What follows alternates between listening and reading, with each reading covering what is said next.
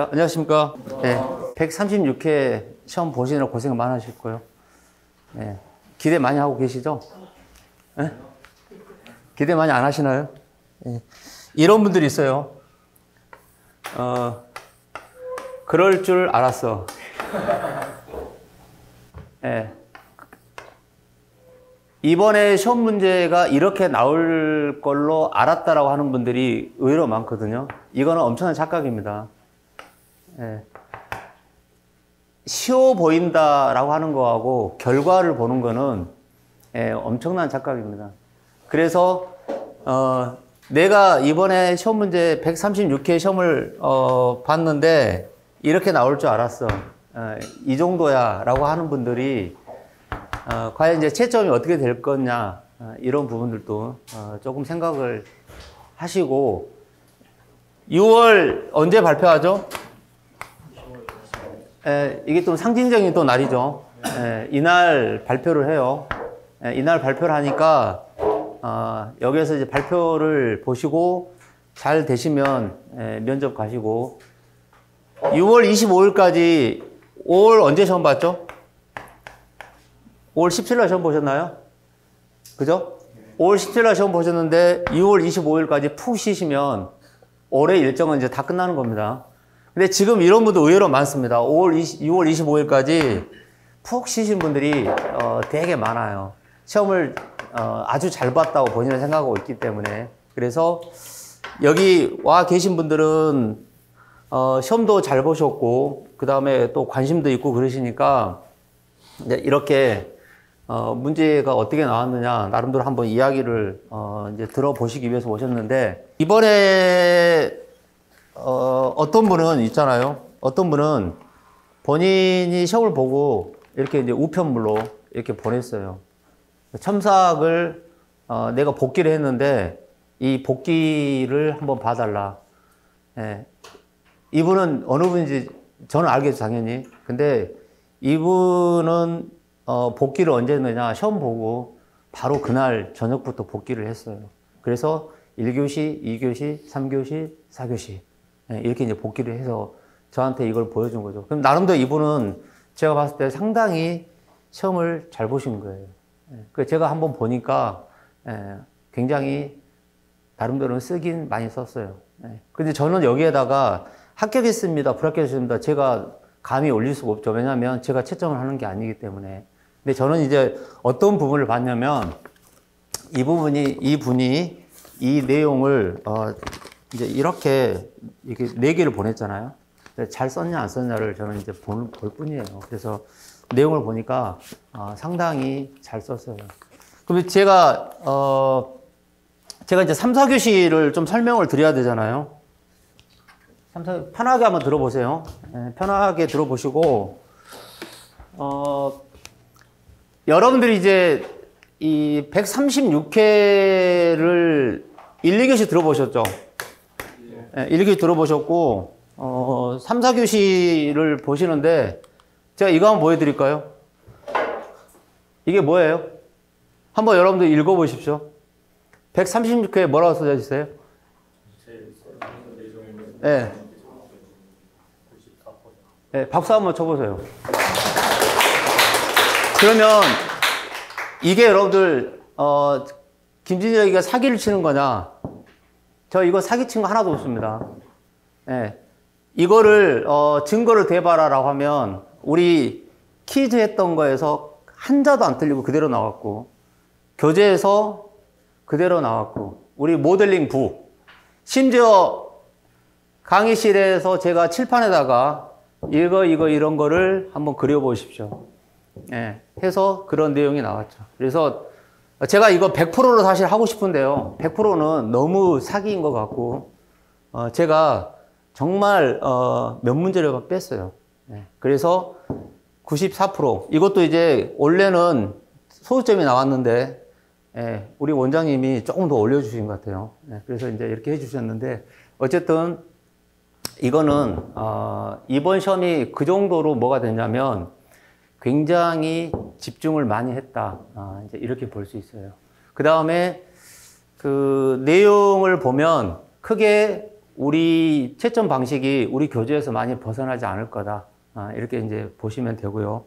그러면 이제 여러분들이 이번 시험에 어떤 내용들을 잘 썼어야 되느냐. 결국은 아까 이제 1, 2교시에도 보셨겠지만 결국은 책대로 내용을 잘 쓰셔야지 현장에 가셔가지고 그 내용을 여러분들이 생각이 나신다고 그래서 즉흥적으로 써버리잖아요. 그러면 이제 채점하기가 상당히 어렵죠. 일치가 안 된다 이런 뜻이죠. 이제 이런 문제는 이 3교시 1번 문제 같은 경우에는 이게 여러분들 병렬로 물어본 거예요? 아니면 그냥 일반적인 발전기로 물어본 거예요? 여러분 이게 이제 시험장에 가서 이게 정말 어려운 거예요. 그러니까 이 사람들이 이 문제를 던질 때 발전기에서 발생할 수 있는 비정상 운전에 설명하라고 그랬잖아요. 그러면 병렬 운전 조건을 만족하지 않은 내용을 쓰라는 거예요? 아니면 그냥 어떤 발전기의 개념에서 비정상적인 운전을 쓰라는 거예요? 이게 어렵단 말이에요. 예. 그래서 이런 문제를 보시면은 여기에 다 이렇게 주죠. 비동기 운전. 여러분, 동기라고 하는 거는 어떤 건지 아시죠? 예. 우리가 병렬에 싱크로 운전이 돼야 되는 거잖아요. 그 다음에 얘는 동기 발전기라고 그랬고, 동기. 예. 그 다음에 얘는 비정상 주파수의 운전. 예. 그 다음에 얘는 뭐예요? 예. 불평형 부하 운전. 이렇게 해서 이 네 가지를 정확하게 찝어준 거죠. 그러면 이런 문제들은 실제 답안지를 쓰게 되면 몇 페이지가 나와야 되냐면 최소한 2페이지 이상은 나와줘야 돼요. 최소한. 왜 그렇죠? 네 가지를 던졌기 때문에 이게 아무리 못 나와도 한 문제 주어진 거에 반 페이지씩은 나와줘야 된다는 거죠. 그러면 이 문제의 기본적인 이제 개요부터 시작해서 이렇게 들어가는데요. 그러면 이제 1번 문제 같은 경우에는 어떻게 되느냐. 여러분들이 이제 이 발전기 병렬 운전 조건을 평소에 많이 하셨다라고 하면 이런 내용들이 이제 이렇게 시작이 되겠죠. 개요가 있고, 그 다음에 이제 비동기 운전인데, 이 사람이 비동기 운전을 그냥 하면 여러분 답을 쓰기가 굉장히 난해하죠. 그러니까 이 사람이 채점하기가 죽어나 채점할 수가 없단 말이에요. 너무 이 방대하게 쓰기 때문에. 그래서 가로 열고 어떻게 이 조건을 딱 걸어놨죠? 계좌 상실 이렇게 딱 조건을 걸어놓은 거예요. 이거는 뭐냐면 비동기 운전에서 이 사람은 계좌 쪽으로만 틀어서 좀 서술을 해달라. 그래야지 채점하기가 좋을 거 아니에요. 그 500개 이상이 되는 거를 어떻게 다 채점해요? 그러니까 이 문제는 자기네들도 문제를 정확하게 던져준단 말이에요. 이렇게 딱 쓰게. 그래서 이 사람은 이 계좌를 가지고 이거 설명을 분명히 해달라. 그러면 이제 여러분들이 여기에 이 엄청난 내용을 다 못 써요. 그러면 계좌가 상실됐다는 거를 우리는 어떻게 해서 계좌가 상실됐다는 거를 꼭지를 다 써내야 되냐면, 예를 들어 여러분 이렇게 사고나 개방자 이런 것들이 다 들어가야 되고, 그 다음에 이 계좌가 약하게 된다 이런 말들이 다 들어가야 되죠. 예, 다 이런 말들이 들어가고, 그 다음에 여기서 이제 빠뜨리지 말아야 될 거는 이렇게 뭐예요? 계통으로부터 유입한다. 이제 이 말이 굉장히 이제 중요한 말이죠. 예, 이 유입한다. 그래서 이제 얘를 뭔가 이 한글화 되어 있는 거를 얘를 이제 설명을 해야 되니까 너무 이게 지루하단 말이에요. 이렇게 답을 쓰면. 그러니까 얘를 이제 표현하려면 내가 이거를 이제 발전기라고 가정할게 이거잖아요. 근데 어디가 계좌예요? 여기가 계좌 부분으로 보는 거잖아요. 그럼 이 계좌가 있는데, 그럼 발전기는 이렇게 놓으면은 여기가 단자전압이란 말이에요. 여기가. 그럼 여기가 뭐의 개념이냐면 여기는 기전력 2라고 보는 거 아니에요? 그러면 이 내용에서 발전기라고 치면 얘는 PG 플러스 J의 QG라고 하는 현재 이 상태의 출력이 나온 거를 정상적인 상태다 이렇게 해석하는 거죠. 이게 바로 무슨 상태예요? 정상적인 상태라고 하는 거는 지금 현재 우리가 여기를 해석한 거죠. 따지고 보면. 그러니까 여기의 영역이 플러스 JQ의 영역 아니에요? 근데 이제 계좌가 상실한다는 거는 무슨 뜻이에요? 이 계좌가 상실한다는 거는 결국은 얘가 정상적인 전압이 안 나온다 이런 뜻이잖아요. 예. 정상적인 전압이 안 나온다는 거는 이 무효전력에 영향을 줘요, 안 줘요? 무효전력에 영향을 주죠. 그러니까 얘 커브가 어디로 바뀌어 버리냐면 얘가 마이너스 JQ의 영역으로 바뀐다. 이 말은 결국은 여기가 다른 거에 다른 발전기하고 얘네들이 다 뭐가 되냐면 이 계통이 연계되어 있는 거 아니에요? 그렇죠? 그러니까 결국은 이 계통에서 이 발전기 얘가 비정상적인 운전에서 계좌가 상실했다 그러면은 결국은 이 계좌가 상실했다고 하는 거를 아예 계좌가 없다 가정하면 이가 거의 뭐예요? 거의 제로라고 가정하는 거죠. 예, 거의 제로. 그럼 뭐만 존재하는 거예요? 단자전압 V는 있다. 왜 우리는 이렇게 가정하는 거죠? 동기 운전한다고 그랬잖아요. 동기. 예, 결국은 동기 운전한다는 건 뭐예요? 내 혼자 단독으로 운전하지 않겠다는 거죠. 계통에서 어떻게 운전하겠다는 거죠? 같이 운전, 병렬 운전의 개념을 하고 있다. 지금 이 뜻이죠. 그래서 이 문제는 여기에서 운전되고 있던 애가 계통에서 유입이 되면 이 영역으로 넘어가니까 우리는 계좌가 상실되면 어떻게 되느냐. 결국은 이 영역을 또 해석해야 되죠. 예. 그래서 여기에 들어가서 그러면 요렇게 이 영역으로 요렇게 들어가면 결국은 이 발전기를 보호하려면 릴레이가 있어야 되는 거 아니에요? 릴레이가 동작이 돼야지만 결국은 차단기를 동작시킬 거 아닙니까? 그죠? 그러면 이 릴레이가 차단기를 동작시켜서 이 발전기 운전을 뭐 해야 돼요? 보호를 하기 위해서 차단을 시켜야 되는데 그렇게 하기 위해서는 이 영역에서 어떤 운전 조건이 돼야 되느냐. 그게 바로 여기서 말하는 뭐예요? 이거죠, 이거. 그러니까 계좌가 상실이 됐을 때 계좌가 상실이 되면 뭐 한다는 거예요? 이 옵셋 모형 계전기를 써야 된다. 이 말은 계좌가 상실되기 전에는 이 영역에서 운전하고 있었던 거죠. 예, 여기가 정상적인 영역으로 보는 거죠. 왜 정상적인 영역이 되는 거예요? 이 영역이 플러스 JQ의 영역이고 여기는 P는 그대로 P지만 여기가 무슨 영역이에요? 마이너스 JQ의 영역이잖아요. 예, 그러니까 얘네들은 지금 큰 문제가 없는데 얘가 플러스 JQ에서 마이너스 JQ로 왔으니까 얘를 잡아야 될 거 아니에요. 그게 바로 누구예요? 모형 계전기다. 근데 모형인데 왜 우리는 옵셋 모형을 쓰느냐? 여기에서 이만큼이나 이 모든 영역이 마이너스 JQ의 영역 아니에요? 근데 여기에서 이제 이렇게 두 가지 그림을 왜 우리는 맨날 이 그림을 이렇게 보냐면 하나는 얘는 요 노란색 커브고 하나는 여기가 이 빨간색 커브잖아요. 그러면 노란색 커브는 어디에서 어디로 넘어가냐면 우리 일상 안에서 2산으로 넘어갈 때 여기 3하고 4 상하는 타치하지 않고 그냥 이렇게 넘어가죠. 근데 빨간 놈은 봐보세요. 빨간 놈은 노란색하고 또 틀리게 얘는 약간 여기에서 이 3, 4를 거치면서 이렇게 넘어가잖아요. 어차피 최종은 여긴데. 그러니까 최종은 여기니까 이 동그라미를 여기에다가 바로 붙여서 이렇게 동그라미 영역을 줘버리면 이 계전기에 의해서 차단기가 뭐예요? 맨날 동작하는 거죠. 그러니까 운전이 안 되죠. 그러니까 어떻게 하는 거예요?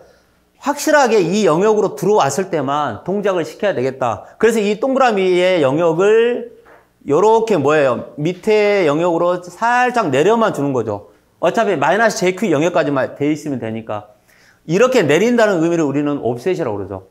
예. 그래서 이거를 우리는 옵셋 보호를 위해서 옵셋 모호 계전기다. 이렇게 이제 표현하죠. 그래서 여기까지 이 1번 항에 대한 내용을 요렇게 이제 써야 된다. 이 뜻이에요. 그러면, 지금 이 문제를, 그러면 여러분들이 이 3교시에 1번 문제를 선택 안 하신 분도 계시고, 이거 선택하신 분도 계시는데, 얘를 반 페이지 정도 쓰려면 어떻게 써야 되느냐. 요렇게 모형 계전기가 필요하고, 그 다음에 그 모형 계전기의 원리는 이렇다. 앞에서 우리가 계좌가 상실되면 이런 계전기가 필요하다. 계좌 상실은 뭐냐? 계좌가 상실되면 플러스에서 마이너스 JQ의 영역을 해석한다. 이제 이게 1번의 핵심적인 내용이에요. 그 다음에 2번의 항에 보시면, 그러니까 여러분 이런 것들이 다 답에 이제 들어가 있어야 된다. 이런 말씀이죠. 그 다음에 2번 항은 이제 어떤 뜻이냐면, 2번 항은 여기에서 조금 더 이제 해석을 어떻게 해석할 수 있냐면, 자, 동기, 전동기화, 운전이라고 돼 있어요. 발전기에 뭐라고 돼 있어요? 동기, 전동기화. 그러면 얘는 지금 어디에 이제 내용이 나면, 자, 설명이 다 잘 돼 있고 내용이 많으니까 한번 여러분들 이렇게 편하게 보시면 돼요. 그리고 이 내용을 마냥 또 많이 우리가 설명하기는 시간이 조금 부족할 수도 있으니까 여기에 보시면 이번에는 이런 말들이 빠지면 안 돼요. 예, 이렇게 입력이 상실되어서 이런 말들. 그 다음에 여기에 보시면 이제 이렇게 돼 있죠. 입력이 상실되잖아요. 그러면 이 입력이 상실이 돼요. 그럼 어떻게 되느냐? 개통으로부터 이번에는 뭐가 들어오는 거예요? 유효 전력이 들어온다. 자, 봐보세요. 1번 항은 이거를 강조한 거였어요. 이거. 잘 봐보세요. 그러면 두 번째 항은 뭘 강조하는 거예요? 이번에는 얘를 강조한다고요. 그러니까 봐보세요. 여기에 이 내용을 이렇게 그리면 조금 전에는 얘를 그렸죠? 근데 이제 이번에는 뭐를 이제 그리는 거예요? 여기에 우리는 얘를 회전 계좌형으로 표현할까요? 회전 전기자형으로 표현할까요? 일반적인 동기 발전기라 하면 그래서 회전 계좌형으로 일단 보는 거예요. 그러니까 이 계좌는 얘를 지금 표현한 거였죠. 그죠? 그러면 이 계좌를 돌리는, 그러니까 이 자석을 돌려줘야 될 거 아니에요. 이 자석을 돌리려면 누가 또 있어야 되는 거예요? 터빈이 있어야 되는 거 아니에요? 그럼 터빈이 있어야지만 되는데, 터빈을 돌리려면 결국은 우리는 스팀을 이용할 거냐 아니면은 물을 이용할 거냐 등등 이렇게 이 터빈을 돌려야 되는데, 터빈을 돌린다는 거는 얘도 중요하지만 터빈을 돌린다는 거는 이 발전기가 무엇을 내는 거예요? 이 출력을 내는 거 아니에요? 발전기가 출력을 내는 거죠, 이번에는. 그런데 얘가 없어. 얘가 없어요. 그러면 얘도 결국 뭐냐면 이 계좌처럼 다른 계통이 이렇게 연계되어 있잖아요. 연계되어 있는 거 아니에요? 그럼 다른 계통이 연계되어 있어. 그럼 얘도 결국 뭐냐면 이놈이 봤을 때 얘가 부하처럼 운전을 해버린다 이 뜻이에요. 예, 단독으로 있을 때는 괜찮아요. 그런데 얘들이 뭐예요? 다 연계 운전을 한단 말이에요. 그러니까 결국은 뭐가 되냐면 얘가 부하처럼 된다. 그럼 여기에 여러분들 이 내용을 안 쓰셔도 큰 문제는 없지만 이거 여러분들 아시죠? 우리 철극기 한번 볼까요? 철극기. 그러니까 돌극기. 이 반작용 P는 어떻게 되죠? 우리 돌극기가 XD, XQ는 같아요? 틀려요? 이게 돌극기의 특성이죠? 리액턴스. 그 P는 어떻게 되죠? XD 이렇게 쓰죠? EV 이렇게 쓰지 않아요? 네. 사인. 델타, 플러스 이렇게 쓰죠? 그 다음에요. 2분의 V의 제곱 이렇게 쓰지 않아요? 네. 그 다음에 XD, XQ라고 쓰죠? 여러분 시험 문제 지금 얼마나 많이 시간 안 지났잖아요. 네. 항상 시험 끝나면 바로 리셋되면 안 된단 말이에요. 네. XD-XQ라고 써도 돼요? 그 다음 사인 얼마예요? 2델타 이렇게 쓰죠? 그럼 여기서 여러분 보세요. 여기서 우리 이거를 첫 번째 항이라고 그러죠? 첫 번째 항. 이건 몇 번째 항이에요? 두 번째 항이죠? 그러면 우리 아까 했던 것처럼 계좌가 상실이 되잖아요? 그러면 지금 계좌가 상실이 돼버리면 계좌가 아예 없어져서 그러면 2가 없어지는 거죠. 근데 전압은 걸려있잖아, 계속. 그러니까 이 V는 살아있다, 아웃돼 있다? 살아있다. 그러니까 계좌가 상실되면 지금 여기에 1번하고 2번 항이 다 해석이 같이 막 맞물려 들어간단 말이에요. 그렇지 않나요? 예. 네. 그래서 이제 이 내용들을 가지고 이렇게 계통으로부터 유효 전력이 들어올 수도 있죠. 그러면 이렇게 되면 이번에는 가능 출력 곡선에서 여러분 P가 어느 축을 의미하는 거예요? P가. 여기가 P축 아니에요? P? 그럼 우리는 여기 영역을 해석했을 때 이게 결국은 플러스 P잖아요. 예. 그러면 계통으로부터 들어오면 얘가 마이너스 P의 영역으로 가는 거를 잡아주는 게 바로 뭐예요? 모터링 현상을 방지한다. 이런 개념이죠. 예. 그래서 두 번째 항도 결국은 뭐예요? 요렇게 전동기로 운전될 경우에 뭐가 문제된다는 거예요? 수차, 그 다음에 터빈 날개의 과열. 얘 외들이 왜 그러죠? 결국은 뭐 때문에 그런 거예요? 흐름이 적어져서 풍선에 의한 열을 제거할 수 없으므로, 그 다음에 수차 터빈에 물이 적어져서 캐비테이션이 일어날 수 있다. 이런 현상들이 전동기와 의한 상태, 계자에 의한 상태, 얘네들 다 이렇게 끌고 갈 수 있죠. 그래서 이거는 지금 모터링을 의미하는 뭐예요? 모델링이죠. 예. 약간 좀 덥지 않나요? 괜찮아요? 예. 그래서 이렇게 이제 모터링에 대한 부분이 있고, 그 다음에 나머지 역전력, 주파수. 그러면 여러분들 이제 3번하고 이런 내용들은 4번에 여기 주파수 운전이나 이런 부분들은 많이 쓸 수 있어요, 없어요? 얘는 실질적으로 많이 쓰기가 난해하다고요. 예. 이거 여러분들 주파수 운전도 과여자 계정기도 끼케야 볼트 헤르츠 정도 여러분 좀 거론할 거 아니에요. 그러니까 결국은 이 문제는 1번하고 2번 항에서 풍족하게 얘를 쓰고 빠져나와야 된다, 이런 뜻이에요. 그래서 이제 답안지에 보시면은 이런 내용들이 이제 이렇게 있고요. 거기 여러분들 조주파에 따른 과여자 VN하고 I 커브 보이시죠? 그 커브까지 그리신 분들도 많아요. 29페이지. 예, 그래서 이제 이 볼트 헤르츠는 이런 내용들이 좀 들어가야 된다. 그 다음에 불평형 부하의 운전. 예, 이 부분도 조금 거론을 했고요. 그래서 이제 요렇게 해서 아마 그 답안지를 모범 답안을 만든 친구들도 예, 이런 내용을 가지고 합니다. 그리고 시험장에 여러분들 1교시 끝나고 제가 이제 시험장에서 이렇게 보니까 시험장에 제가 이번에 세 군데를 갔거든요. 네, 세 군데를 가봤는데 한 군데 끝나고 이렇게 보니까 굉장히 많이 들떠 있더라고요. 1교시 시험 보고 엄청나게 쉽다. 예. 저 보고 어떻게 그렇게 문제가 똑같이 나왔느냐. 예. 고맙다. 그래서 제가 그러면 다 잘 쓰셨냐라고 했더니 또 시험은 결과는 모르겠어요. 또 그러더라고요. 그래서 어쨌든 굉장히 들떠 계신 분들이 상당히 많았는데 이번에 이제 합격자가 좀 많이 나와서 그분들이 빠져나가면 좋겠죠. 어쨌든. 예, 근데 이제 문제가 그렇게 여러분들이 까다롭지 않다. 그래서 이제 시험 문제를 출제했던 친구들이 지금 굉장히 많이 그 모니터링 하고 있는 거 아시죠? 예, 그래서 8월 달에는 여러분들이 쉽다고 너무 많이 했기 때문에 8월 달에 시험은 어떻게 낼지 저도 걱정입니다. 많이 쪼일 것 같기도 하고. 2번 문제를 볼까요? 2번에 보시면은 2번에 여러분들 핵심은 뭐예요? 2번.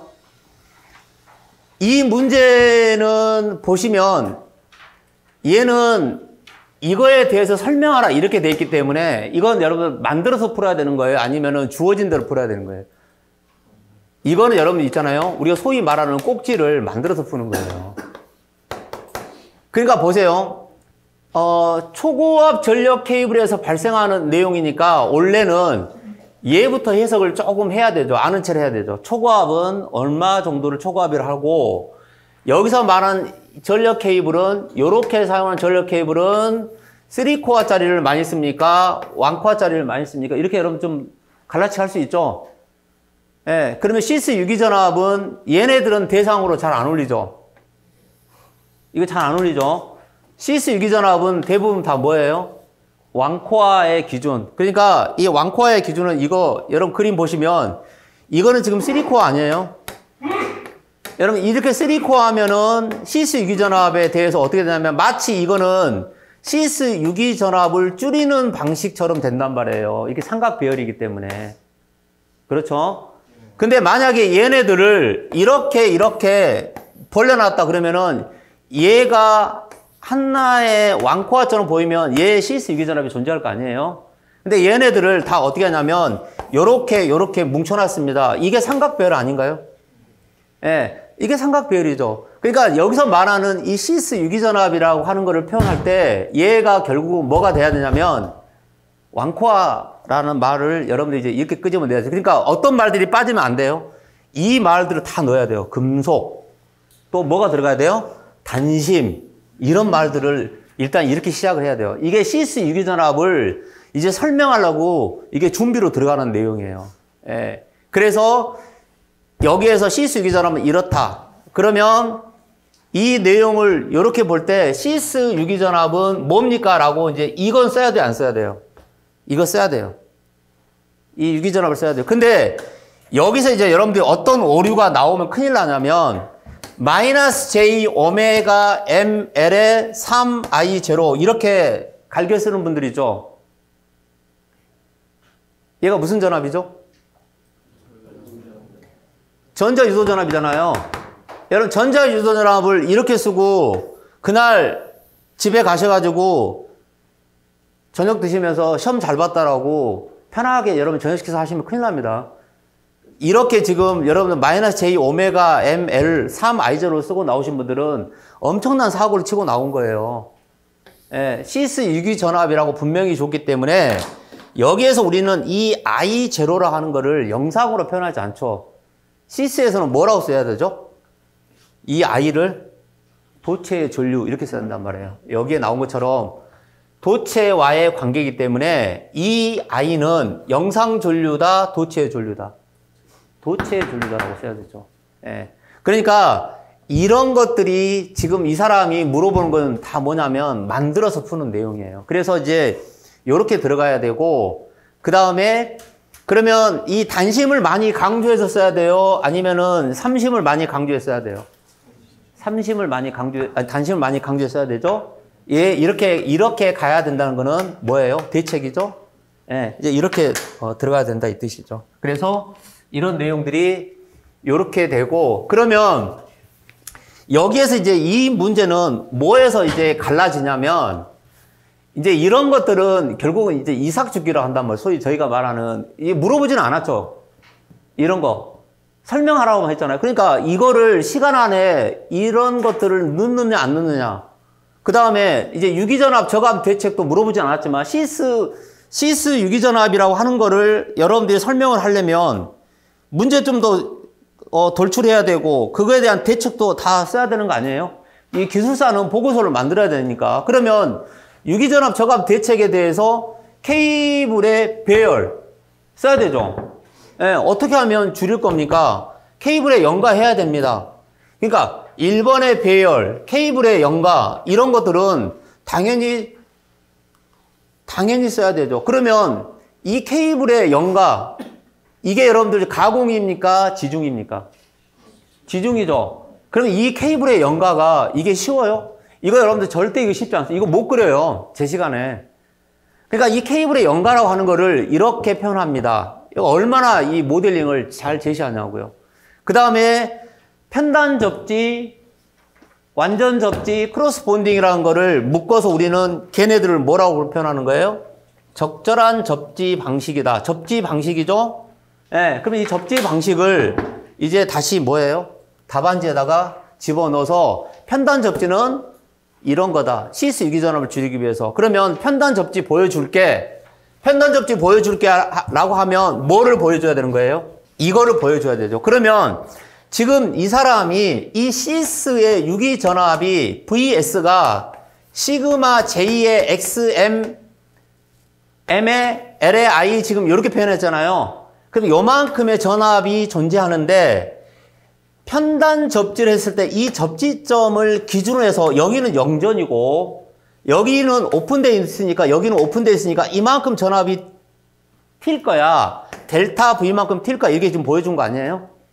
그러면 이렇게 편단 접지는 이래 라고 하는 거를 여러분들이 이렇게 툭툭 쳐줘야 된다 이 뜻이죠.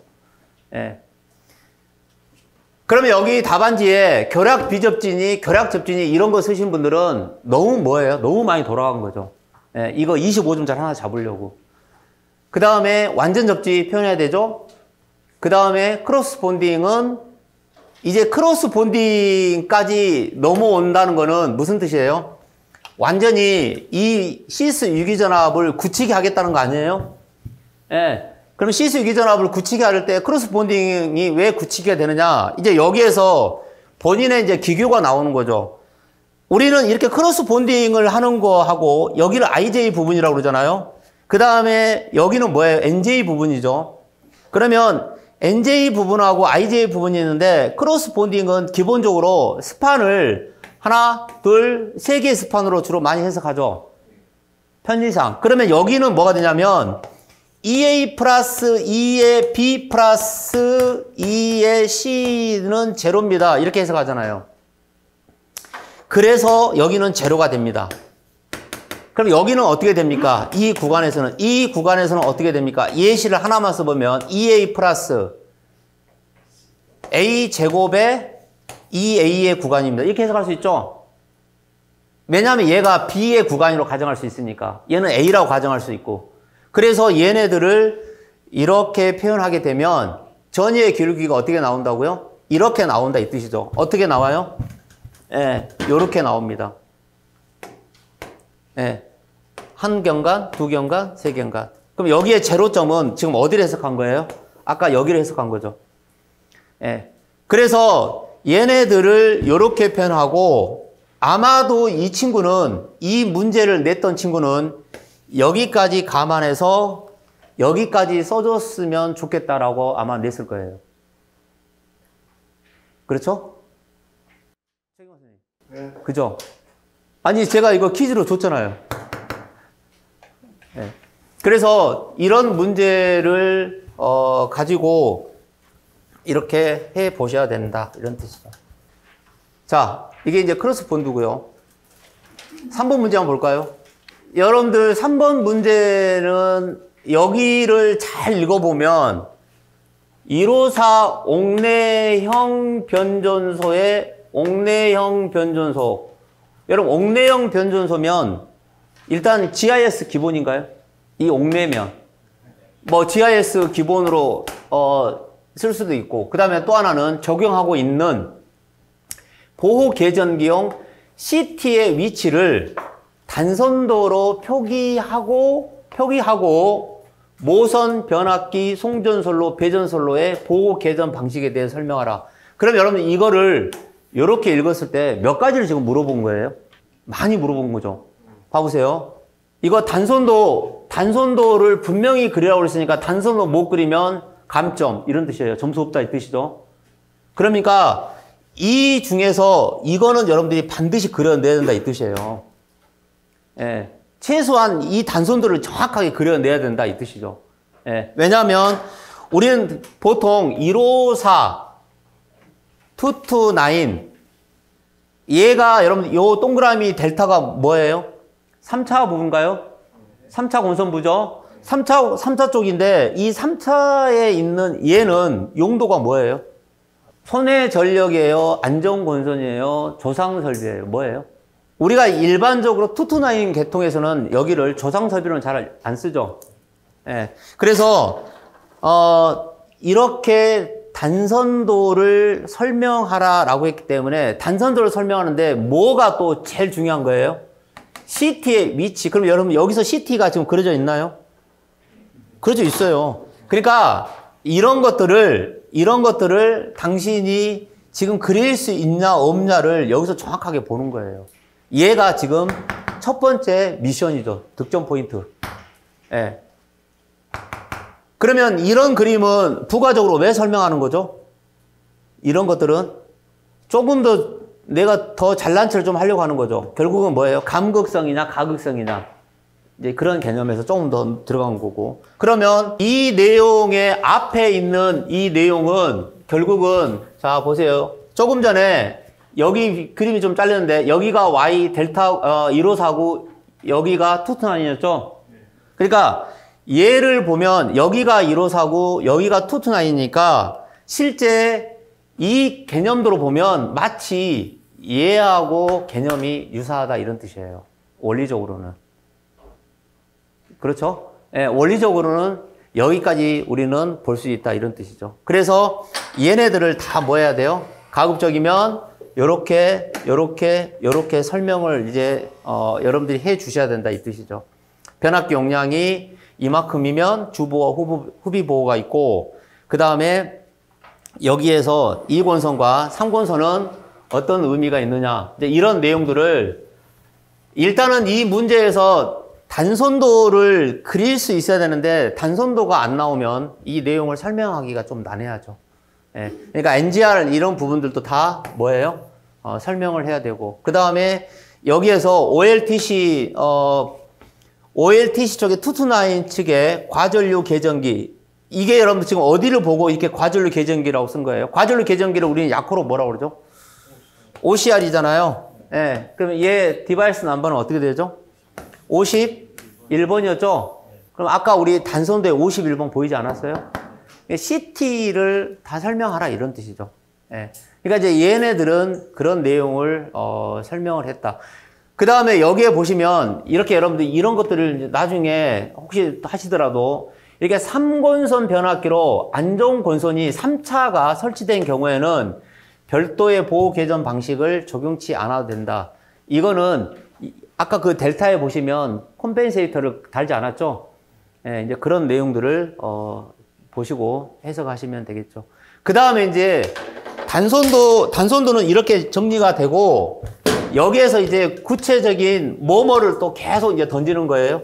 이 문제에서 보호 방식을 다 던졌어요. 그러니까 이 모선에 대한 보호도 끌고 와야 되고 변압기에 대한 보호도 끌고 와야 되고 이제 이런 것들이 이렇게 주어진 내용들을 가급적인 순서에 의해서 모선은 어떻게 보호를 해야 되고 그 다음에 변압기는 어떻게 보호를 해야 되느냐. 그러면 지금 얘가 154 계통의 아까 여러분들 예시가 YY에 뭐 했어요? 델타였잖아요. 그러면 여기에서 예시를 요놈으로 끄집어내서 설명하는 게 좋겠죠. 네, 이렇게 해서 YY 델타. 네, 그래서 이제 이런 형태로 해석을 해야 되고 어디까지 계속 끄집어내야 돼요?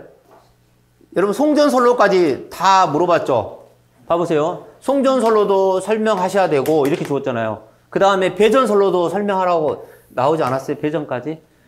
그러니까 이 문제를 딱 보면 뭐에서 이제 얘네들이 이렇게 쓰기가 조금 처음에 선택하기가 조금 낯서냐면 이 용어들이 금방금방 들어오지 않기 때문에 얘가 좀 낯선 거예요. 예.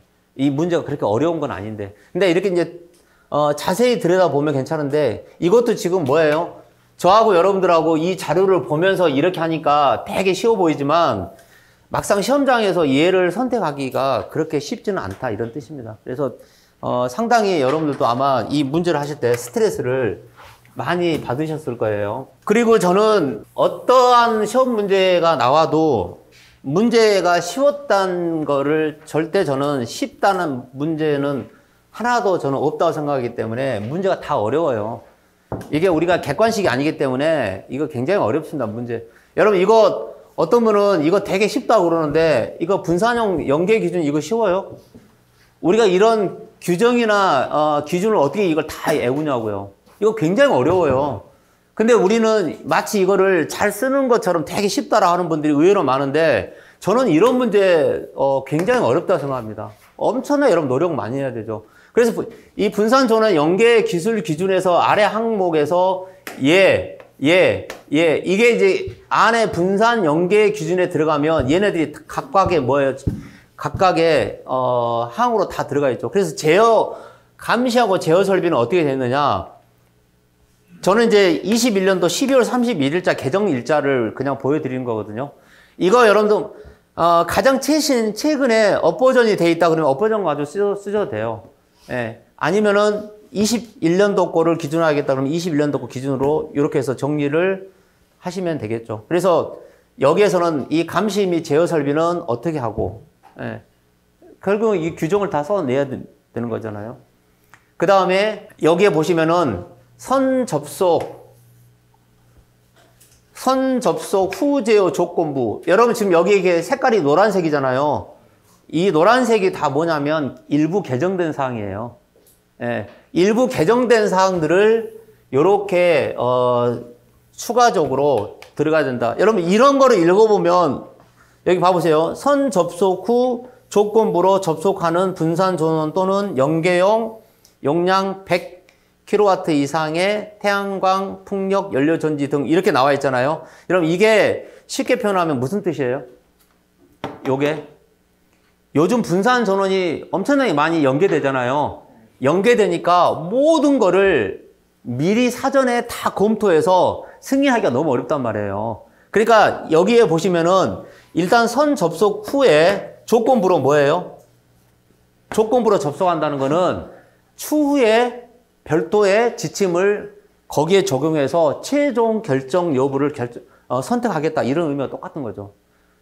저도 이렇게 이제 태양광을 검토해 주잖아요. 태양광을 이렇게 검토하면 현장에서 FRT에 관련돼서 협의를 하자라고 그 한전에서 직원이 이야기를 해요. 그런데 그 직원들도 다 뭐냐면 이런 연계 기준을 보고요.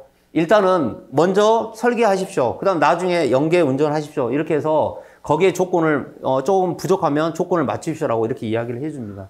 예, 이제 이런 내용들이 여러분들이 반영을 어떻게 했느냐. 그러니까 이게 그렇게 쉬운 문제는 아니죠.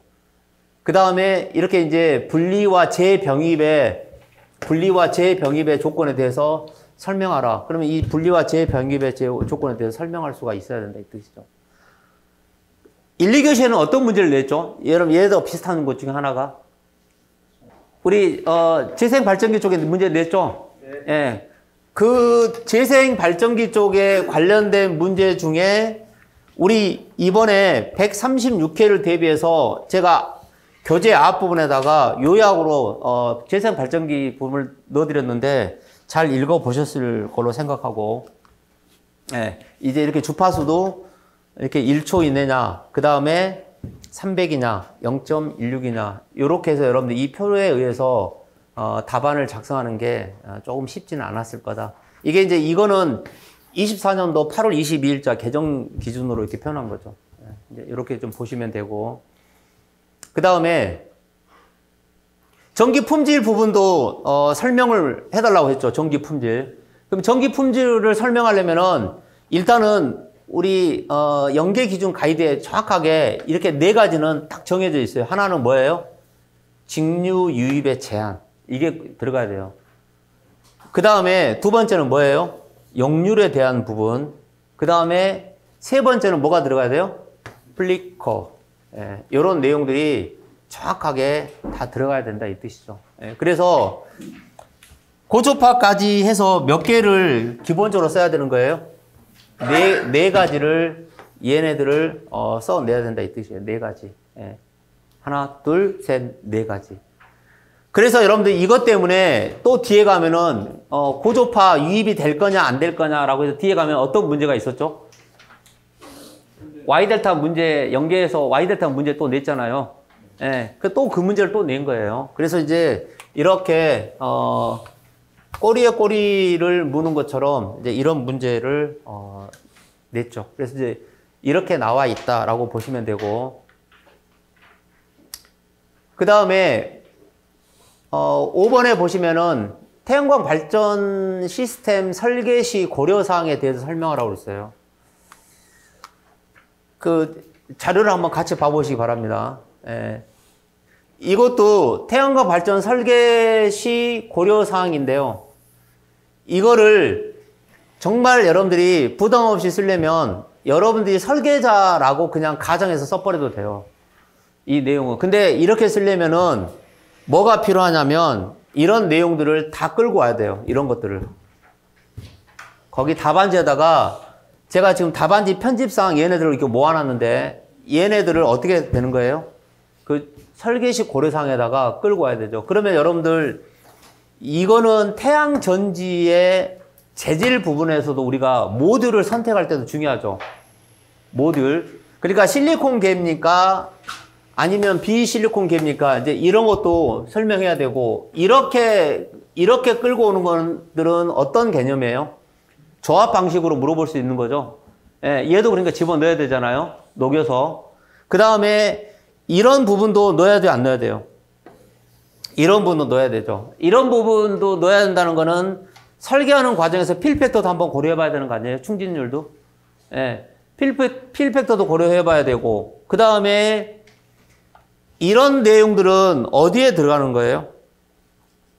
파워 컨디셔너 쪽에 절연 방식에 따라 분류하는 것도 집어넣어 봐야 되는 거죠. 예. 그래서 이 문제는 어떻게 보면 있잖아요. 이거는 제가 봤을 때 현장에 조금 어떻게 보면 표식처럼 문제를 내준 것 같아요. 예. 그래서 나름대로 태양광 발전 시스템 설계시 고려사항인데 우리 같은 경우에는 저희 같은 경우에는 저희는 이 설계를 발주를 많이 주거든요. 그럼 발주를 내는 입장에서는 설계시 고려사항을 조금 읽어보는데 실제 설계자들은 이런 내용들을 감안해서 일단 설계를 한다라고 하겠죠. 그래서 이런 내용들이 이렇게 녹아 들어가야 되는데 그러면 자 보세요. 그러면 이 내용에서 설계시 고려사항이니까 이거는 반드시 써야 되죠. 이 키는. 그러면 설계 시 필요한 기초 자료로 이렇게 분류할 수도 있죠. 첫 번째. 예. 어쨌든 답안지를 다 표현해야 되니까. 그러니까 연간 일조량 분포도 봐야 되죠. 최적 온도하고 최고 온도도 봐야 되죠. 예. 이게 여러분 결국 우리가 STC라고 그래서 이런 조건들을 다 설계할 때 우리가 고려해야 되죠.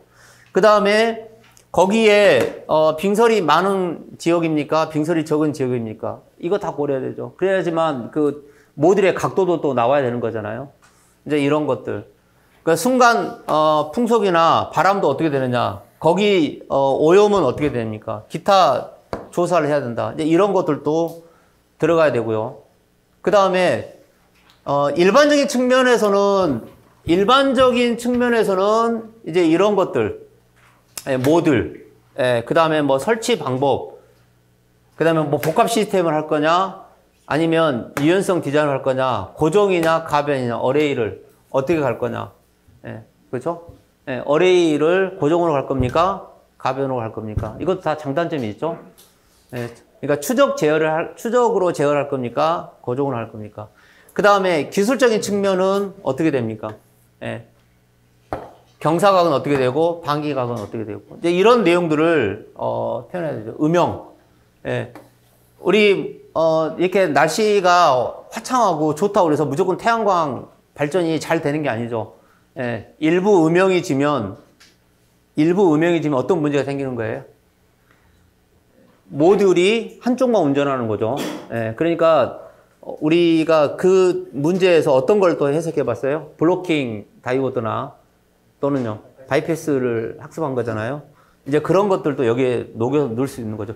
그러니까 결국은 뭐가 상당히 이런 문제를 할 때 어렵냐면 제가 늘 말씀드리지만 이렇게 결과가 나와 있는 거는 누구나 보면 다 쉬워 보인단 말이에요. 근데 얘를 처음에 이렇게 여러분들이 우리가 먹물을 튀긴다고 그러잖아요. 하얀 백지에다가 이렇게 먹물을 처음에 튀기는 사람이 굉장히 어려운 거예요. 그래서 이 답안지를 연습할 때 책을 보고 연습을 하면 현장에서 답이 절대 안 써진다는 거죠. 그래서 우리는 항상 엎어놓고 쓰는 연습을 꼭 가져야 된다. 그래서 이런 내용들이 이렇게 돼서 설명이 돼야 되고 이런 거는 직접 물어보지는 않았어요. 그렇죠? 설계 순서는 물어보지는 않았는데 그러면 이제 설계를 할 때 순서는 어떻게 합니까? 라고 이렇게 써볼 수는 있는 거죠. 그럼 왜 이제 이런 거를 표현하냐면 이 사람이 문제를 낸 사람이 여러분 딱 보시면 약간의 실무를 한 사람이 낸 것 같잖아요. 실무를 한 사람이 냈다는 거는 이런 문제를 이렇게 딱 쓰잖아요. 그러면 이 친구가 만약에 채점이 들어오잖아요. 그러면 이런 내용을 쓴다는 거는 자기 사람으로 알아요. 자기 사람. 그래서 이제 이런 거에 나름대로는 플러스 알파 점수가 조금 더 들어갈 수가 있어요. 그래서 여기에 보시면은 현장의 설치 면적을 결정해야 됩니다. 우리가 이게 태양광 발전에 얘가 어레이면 여기에 이제 모듈이 이렇게 있을 거 아니에요. 그죠? 그럼 이 모듈을 이게 스트링을 이렇게 할 겁니까? 아니면 그 모듈과 모듈을 이렇게 묶어서 얘를 하나의 인버터로 갈 겁니까? 이제 이런 설계 방식이 나온단 말이에요.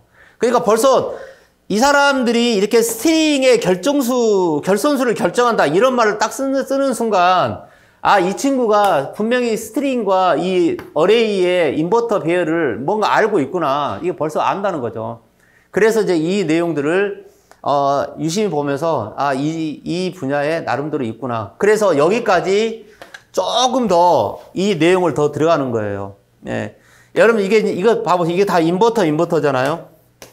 예, 이렇게 인버터인데 얘는 스트링에 대한 인버터예요. 여기 스트링이라고 써놨잖아요. 근데 얘들은 뭐냐면 어레이군에 대한 인버터예요. 예, 그러니까 이렇게 하게 되면 얘는 지금 인버터가 4개가 필요한 거잖아요. 4개가. 근데 이렇게 하면은 이 똑같은 보세요. 스트링을 얘 같은 4개의 스트링으로 본다면 얘는 4개의 인버터의 배열이고 얘는 4개의 스트링에서 2개의 인버터 군만 가지고 가는 거잖아요. 그럼 인버터 가격이 쌉니까? 비쌉니까?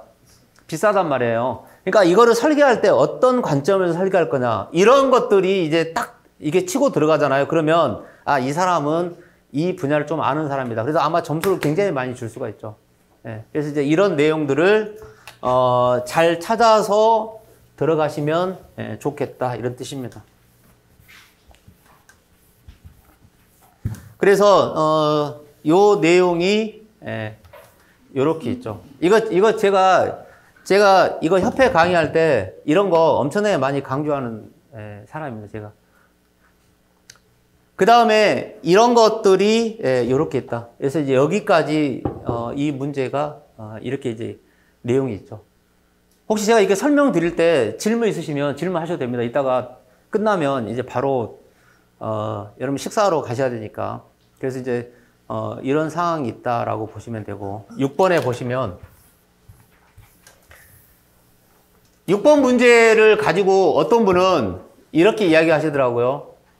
기본서만 열심히 하면 이번 시험은 기본서 열심히 하면 합격되는 거 아니냐라고 하는데 우리 이 기술사라는 시험 자체가 기본서는 여러분 당연히 원래 하셔야 되고요.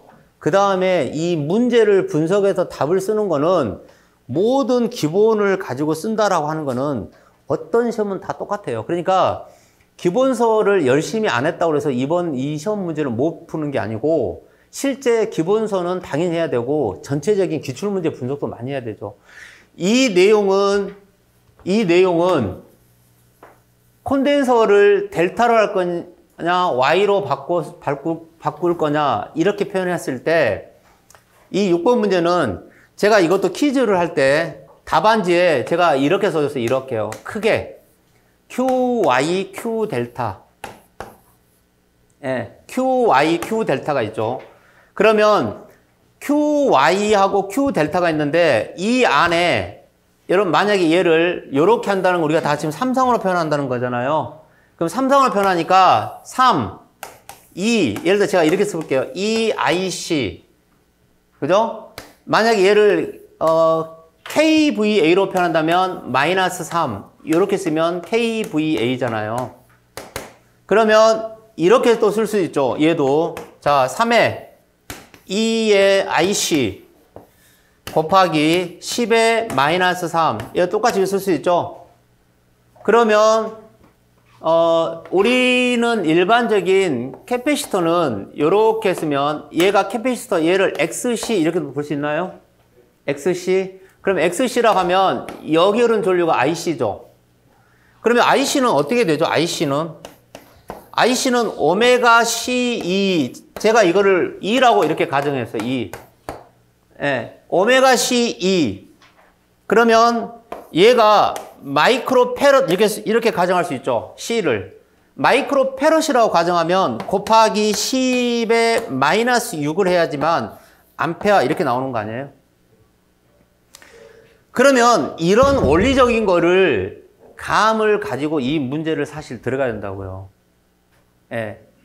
그러면 결론적으로 말씀드리면 이 문제를 이 출제된 의도는 뭐냐면 벌써 콘덴서에 관한 사항에 대해 설명을 하라고 돼 있는데 3사항을 동일 전원에 접속하는 델타 결선의 콘덴서를 Y 결선으로 바꾸어 연결했을 경우 여러분 봐보세요.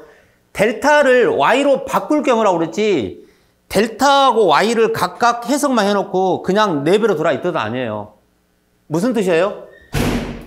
델타를 뭘로 바꿀 경우? Y로 바꿀 경우. 그러니까 여러분 우리 답안지 봐보세요. 답안지에 보면 마지막에 뭐까지 다 설명해야 되는 거예요? 이 용량의 변화를 설명 안 하면 이거는 뭐예요? 점수에 조금 득점에서 많이 까진다 이런 뜻이에요. 그러니까 쉽게 표현하면 이런 뜻이죠. 우리 여러분들 계통에 제가 이렇게 한번 단선도로 그려볼게요. 얘가 모타예요. 이게 모타죠? 그럼 모타에 이렇게 해서 여기에 콘덴서를 이렇게 연결했습니다. 이렇게 하면 이게 여러분 델타예요? Y예요? 얘가. 그거는 뭘 봐야 되죠? 여기에 전압의 그레이드를 봐야 되죠. 그렇잖아요. 전압이 높다. 전압이 높다 그러면은 이노만은 기왕이면 Y로 가는 게 좋은 거 아니에요? 전압이 낮다 그러면 뭐예요? 델타의 조건을 많이 쓰죠. 아니 여러분들 이거 이렇게 많이 하지 않나요? 이거 단선도 학습할 때 요렇게 해서 유도 부하가 있으면 여기 캐피스 그릴 때 이렇게 주로 델타로 많이 그리지 않아요? 이거는 주로 얘를 저압으로 많이 보잖아요. 저압일 때 델타로 많이 해석하죠. 근데 얘가 특별한 고압이다라고 할 때는 얘를 의도적으로 뭐예요? Y로 잡죠. Y. 예, 그래서 얘를 보호 방식의 조건에서 이렇게 YY로 표현하면 거기에 여러분 더블 스타라고 나오지 않아요? 답안지 봐보세요. 이렇게 YY의 두 개의 그룹 뱅크로 해석할 때 보호 방식을 얘를 더블 스타 방식으로 하잖아요. 근데 여기는 C고 여기에 저항을 집어넣어서 이렇게 해석하는 거를 싱글 스타라고 돼 있잖아요. 그죠? 이제 이렇게 해서 보호 방식을 표현하는데 그럼 결론이 뭐냐? 여기를 Y로 줬을 때 여러분 봐보세요. Y로 주면 이 전압이 일단은 루트 3의 선간 전압 이렇게 표현이 된다고요. 그죠? 그럼 얘도 어떻게 표현될까요? 얘도 여기가 당연히 루트 3의 선간 전압 이렇게 해석이 될 거 아니에요. 근데 델타면 얘는 선과 상은 같다 이렇게 해석할 수 있는 거 아니에요? 그럼 얘가 델타면은 얘가 선과 상이 똑같다 이런 뜻이죠. 그래서 지금 그 답안지에 나와 있는 이 내용들을 이렇게 유분리를 해야 되죠. 예, 지금 그렇게 표현하라는 거잖아요. 그러면 어떻게 써야 되는 거예요? 첫 번째는 델타일 때 Q 델타도 구해봐야 되고 C의 델타도 구해봐야 된다 이 뜻이에요. 두 번째는 여기서 또 구해보는 거예요. QY도 구해봐야 되고 뭐도 구해봐야 돼요? CY도 구해봐야 되는 거야. 그러면 전압이 고압으로 갈수록 어떤 방식이 좋다는 거예요? Y 방식이 조금 더 유리하다 이렇게 돼 있죠. 그러니까 이런 고압으로 갈수록 Y 방식이 유리하니까 실제 이 보호 방식에서 Y 스타 Y를 해석을 많이 하잖아요. 예, 그런 내용을 가지고 이 문제를 접근하시면 되겠죠. 그러면 요 1번 항은 이렇게 접근하는 거고, 그러면 이거는 우리 기본서 14장에 가면 요런 샘플은 나와 있죠. 그죠? 예, 기본서에 샘플은 나와 있죠. 그러면 여러분들이 요 행위는 다 해줘야 되죠. KVA, 마이크로 패럿. 이거 다 설명을 이렇게 들어가야 되죠. 예. Y도 이렇게 들어가야 되죠. 그 다음에 넘어가서 여기까지 정리했다라고 하면 이게 아무것도 아닌 것처럼 보이지만 이 사람은 최종 이걸 지금 물어본 거예요. 여기까지. 네, 여기까지. 그래서 Y로 했을 때 전압이 높을수록 Y로 했을 때 얘 용량에 얼마면 된다. 3분의 1이면 된다. 이런 내용까지 조금 들어가 줘야지 되는 그런 문제 형태였다. 이렇게 볼 수가 있죠. 자, 그 다음에 넘어가서 그러면 이제 다음 항은 어떤 거예요? 이제 이런 것들은 이제 두 번째는 온도가 높을 때 대책, 전압에 대한 열화 대책, 고조파에 대한 열화. 여러분 이거 봐보세요. 온도가 높으면 콘덴서가 상태가 안 좋아지나요? 안 좋아지죠. 그러니까 이게 열화 대책이잖아요. 그러면 전압이 높으면 콘덴서가 안 좋아지죠. 이거 대책 써보라는 거잖아요. 고조파가 높아지면 콘덴서가 문제가 될 수 있잖아요. 네, 그걸 써보라는 거예요. 그러니까 이 대책이라고 하는 것들은 당연히 좀 붙어줘야 되겠죠. 네. 뭐 이렇게 다 완벽하게 못 쓰시더라도. 네. 이제 이런 내용이 이 답안지의 구성이 이렇게 들어갔으면 좋겠다. 이런 뜻이고요. 이거 뭐 여러분 출제자들 다 이렇게 답을 만듭니다. 그 다음에 대책은 이제 이렇게 돼 있고, 그 다음에 이제 다음 항이 뭐예요? 고장 보호 방식을 물어본 거예요. 그러니까 이제 이 고장 보호 방식은 당연히 보세요. 여러분들 MVS하고 NCS는 쓰는 건 당연한 거예요. 이건 일부분이니까.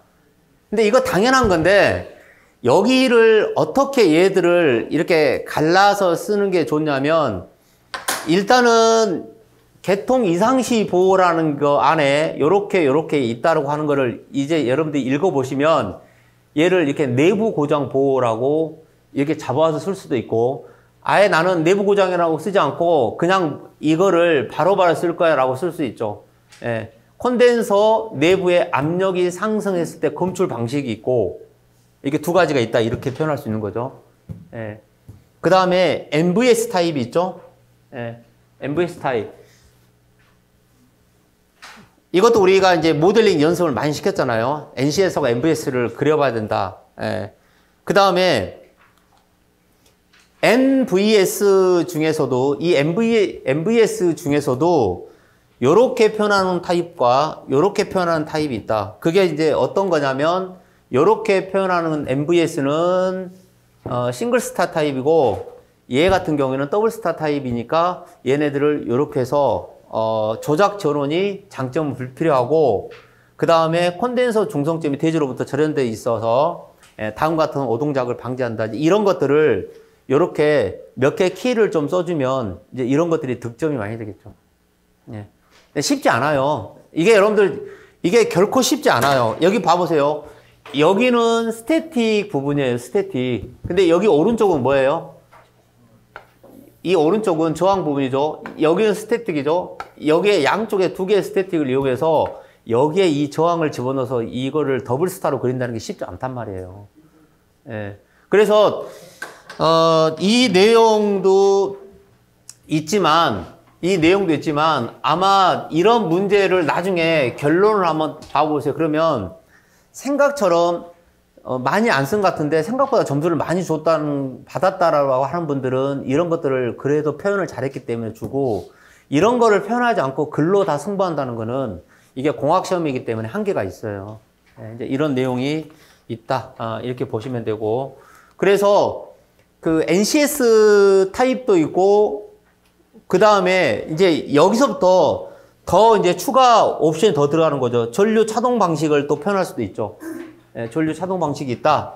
그 다음에 전류 차동 방식은 이렇게 표현하는데, 여러분 전류 차동 방식을 표현하는 이 삼상 전류 평형 계전기를 CBR이라고 하는데, 이 CBR을 기준으로 해서 이런 부분들을 이렇게 설명하기가 조금 쉽지는 않죠. 난해하죠. 그래서 이제 이런 내용이 있고, 이게 이제 전류 차동 방식이거든요.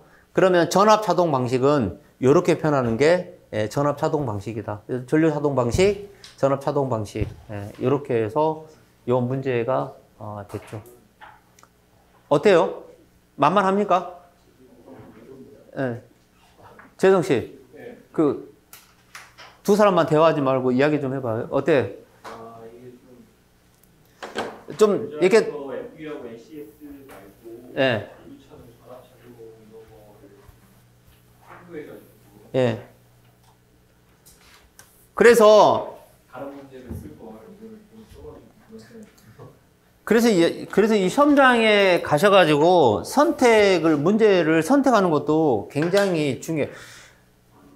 어떤 분은 저한테 이런 분이 있어요. 제가 이제 퀴즈를 할 때 100분 동안 하지 않고, 이 시험 막판에는 30분 타임도 하고 40분 타임도 이렇게 하는 게 어떤 거냐면, 짧은 시간에 여러분 문제를 이렇게 캐치하는 연습을 시키려고 하는 거거든요.